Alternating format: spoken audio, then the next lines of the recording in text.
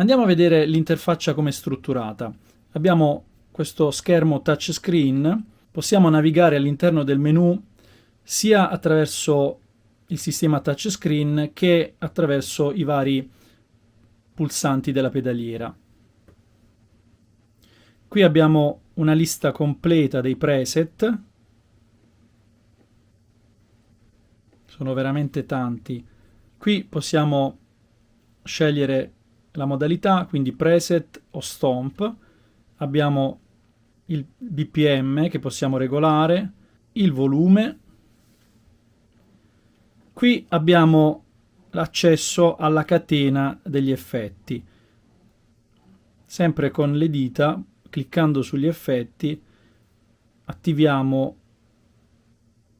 le impostazioni dell'effetto. Ad esempio, vado sul primo modulo, in questo caso è un modulo che si occupa della dinamica, posso scegliere l'effetto gate o anche il compressore. Ho già presenti i vari settaggi del compressore, quindi posso già intervenire direttamente sull'effetto senza neanche cambiare pagina.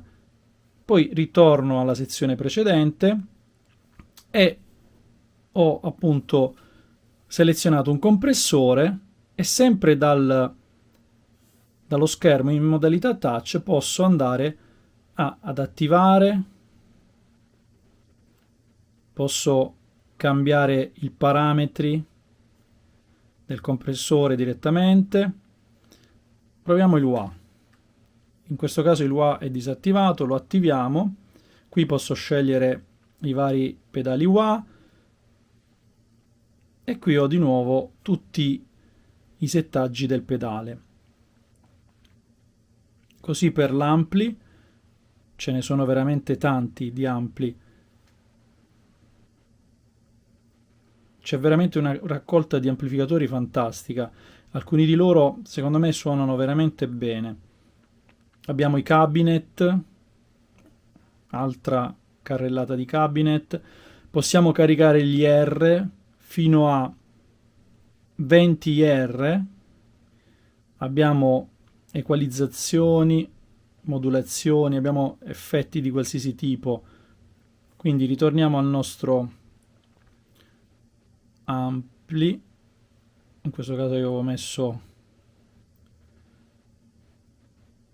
mettiamo un clean, un vox. Quindi da qui io ho già le impostazioni dell'amplificatore. Ho la possibilità di utilizzare fino a 10 effetti in catena contemporaneamente e possono essere ordinati come voglio. Ad esempio, tengo premuto sull'effetto che voglio spostare e il riverbero l'ho spostato. Ritorniamo nella pagina principale. Abbiamo anche qui la possibilità di cambiare i vari preset, i vari banchi. Per ogni preset abbiamo fino a 4 banchi, quindi A, B, C e D. Possiamo anche scegliere di visualizzare dei parametri diversi. Andando qui andiamo nel menu dove possiamo scegliere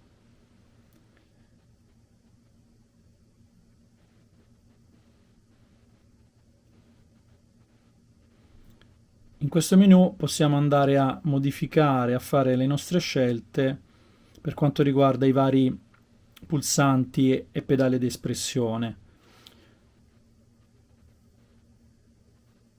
Poi abbiamo le impostazioni globali, quindi qui possiamo scegliere il tipo di ingresso, quindi per chitarra acustica, chitarra elettrica o strumento di linea. Possiamo anche escludere la parte del cabinet. Poi abbiamo altre funzioni. La sezione dedicata alla scheda audio può diventare una 6 in e 4 out o anche una semplice 2 in e 2 out. Qui andiamo a impostare il pedale di espressione, quindi a calibrare il pedale di espressione. Poi abbiamo un equalizzatore a fine catena, molto utile, soprattutto per fare gli ultimi aggiustamenti prima di andare, ad esempio, in un impianto in live. E abbiamo anche la possibilità di scegliere che tipo di utilizzo fare con il secondo pedale di espressione.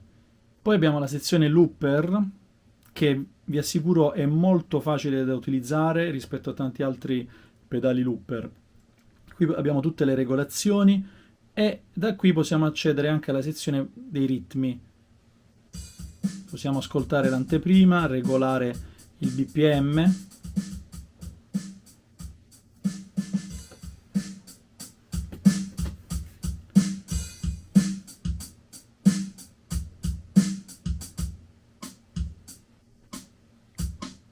Abbiamo anche solo il metronomo, utile per studiare, con i vari tempi.